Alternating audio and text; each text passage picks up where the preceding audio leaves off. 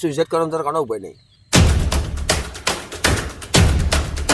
আমাদের উত্তর ভারত চন্দ্রনগর গ্রামের একজন কৃষক, যিনি অনেক কষ্ট করে, অনেক স্বপ্ন নিয়ে, অনেক পরিশ্রম করে কিছু ফসলের চাষ করেছিলেন, সবজি চাষ করেছিলেন, কিন্তু হঠাৎ গত 2 দিন ধরে বা তার আগের থেকে হালকা হালকা বৃষ্টি এসে মানে তার স্বপ্নটা একদম শেষ করে দিয়েছে। তখন তার মনটা ভালো নেই, কারণ অনেক টাকা খরচ করে তিনি এই চাষটা করেছিলেন, কিন্তু দুর্ভাগ্যবশত তিনি এখন প্রায় মানে কি বলবো, বুক ফাটা কান্নায় নিজেকে জড়িয়ে ফেলেছেন। আচ্ছা, আপনার নামটা কি বলবেন? মানিক মল্লিক। মানিক মল্লিক। আপনি এখানে কি কি সবজি বা ফসলের চাষ করেছেন? তরমুজ করছি, তরমুজ। তরমুজ। আচ্ছা, মানে তরমুজ এটা হচ্ছে আপনার ক্ষেত না?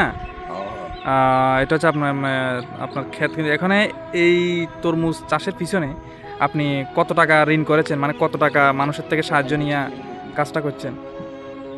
মোটামুটি 1,20,000। 1,20,000 টাকার মতো আপনার খরচ হয়ে গেছে। হ্যাঁ।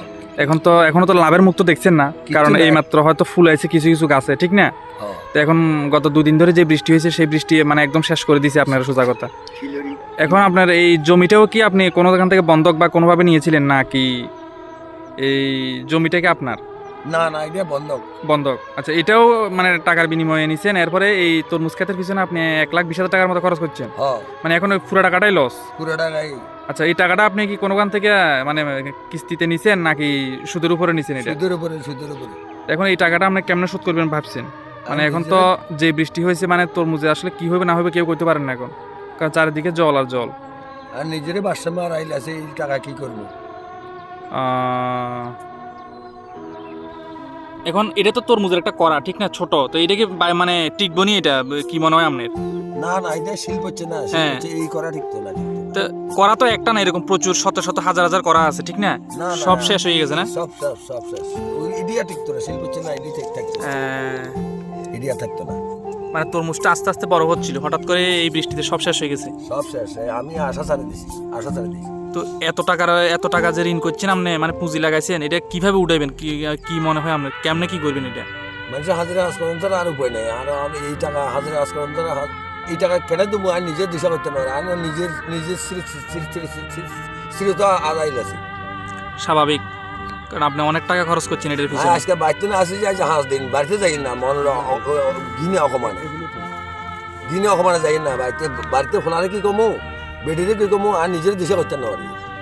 কারণ অনেক আশা নিয়ে কিন্তু এই চাষটা করছেন, কিন্তু হয়তো দুই পয়সা ইনকাম হইব, পরিবারের পিছনে খরচ করবেন, কিন্তু এখন তো আপনি একদম পথে বসে গেছেন, সোজা কথা। খোলা কথা তোমার মানা করছে, ইন অবশ্যই আয় করি তো লাভ লস হয়েছে, তখন ফোনারে কি কমো, বেটিরে কি কমো, আর দিশা করতে না পারি।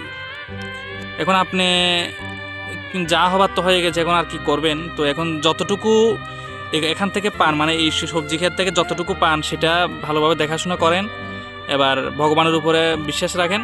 ওই তো আইয়ে তো সকাল পর্যন্ত আইয়ের মাখন তো আইয়ের সাঁতরা দিবে, আইয়ের সাঁতরা দিয়ে কিতা করবো, সাঁতরা দিয়ে কিতা করবো, আর তো মন আর মানসিকতা আর আইল আছে।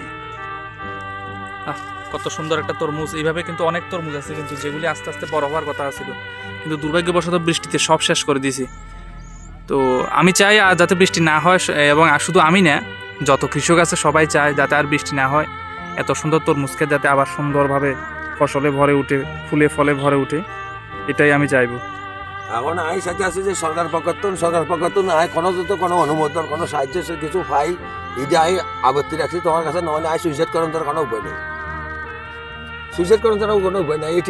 এটা আই কাম করে দিতে পারতেন, আর বয়স 56 বছর বয়স তো আই এটি 1,20,000 টাকা কেনা দেবো, 1,20,000 টাকা কেনা দেবো, বাদ গেলে হোলা গাল দিব, বাদ গেলে বেড়িয়ে গাল দিব, এটি কেনা দেবো, অত সুইসাইড করা লাগবে না, উপায় নেই।